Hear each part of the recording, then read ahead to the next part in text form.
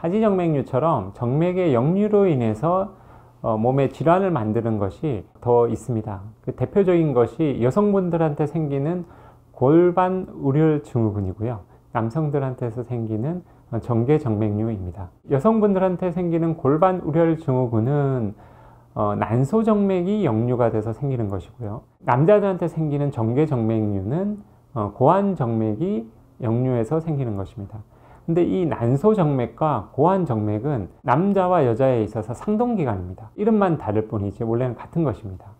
같은 것인데 이 난소나 고환은 원래 처음 발생할 때는 배 안에 있는 콩팥 주변에서 발생을 하게 됩니다. 근데 발생하고 나서 이것이 이제 위치를 잡을 때 사람이 점점점 분할을 하면서 고환이나 난소는 점점 아래쪽으로 내려오게 됩니다. 점점 아래쪽으로 내려와서 여성분들 같은 경우는 이 난소가 자궁 옆에 위치를 하고요. 남자는 더 내려와서 피부 바깥으로 나와서 고환을 형성을 하게 되죠. 어쨌든 이렇게 자기가 처음에 발생했던 곳에서부터 아래쪽으로 내려오면서 이 정맥에 혈관을 공급하는 동맥이나 정맥들이 같이 따라 내려오게 됩니다. 그러면서 이 동맥이나 정맥이 굉장히 길어지게 됩니다. 그런데 이 동맥은 뭐 길어져도 큰 문제가 발생하지 않는데 이 정맥은 이렇게 가느다랗게 길어지게 되면 이 밸브 시스템이 문제가 생기는 경우가 많습니다. 여성분들 같은 경우는 이제 난소 정맥에 역류가 발생을 하게 되면 난소 주변에 있는 정맥들이 확장을 하다가 점점점 확장돼서 그 자궁 옆에 있는 정맥도 확장을 시키고 또 더 진행을 하게 되면 음부 주변에 있는 피부에 있는 정맥까지도 확장을 시키게 됩니다.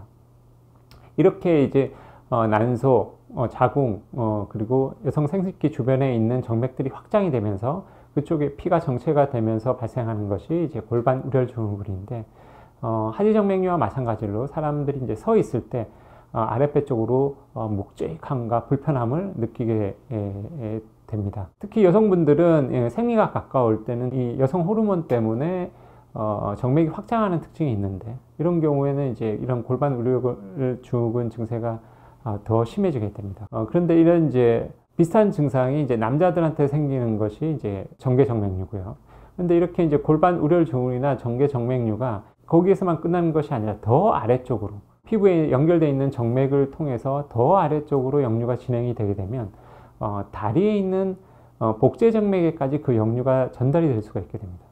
그렇게 되면 이제 하지정맥류로까지 진행을 하게 되는데 하지정맥류를 만드는 복제정맥만 없애고 그냥 다리에 있는 하지정맥류만 치료를 해놓게 되면 그 위에서 내려오던 이 정맥의 역류가 표제정맥 쪽으로 진행을 하게 됩니다. 그래서 금세 재발을 할 수가 있게 되죠. 골반 우렬 증후군이나 정계정맥류가 진행이 돼서 생기는 하지정맥류가 의심이 되면 그럴 때는 반드시 다리에 있는 정맥 CT를 찍어야 됩니다. 다리에 있는 정맥 CT를 찍게 되면 배 안에 있는 정맥까지 다 한꺼번에 볼 수가 있는데요. 지금 하지정맥류 외에 골반 우렬 증후군을 만드는 난소정맥이나 정계정맥을 만드는 고환정맥에 문제가 있으면 그쪽부터 치료를 해와야 됩니다.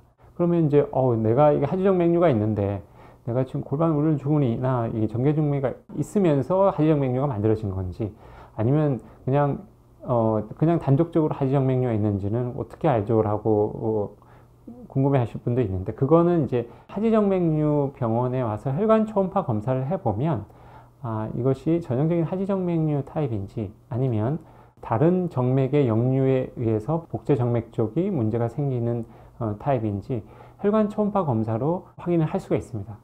이렇게 혈관 초음파 검사에서 이제 골반 우렬 증후군이나 정계정맥류의 진행으로 하지정맥류가 생긴 게 아닌가 하는 의심이 되게 되면 이제 혈관 CT를 찍게 됩니다. 이런 이제 CT 검사를 통해서 골반 우렬 증후군이나 정계정맥류가 같이 있는지를 확진을 할 수가 있게 됩니다.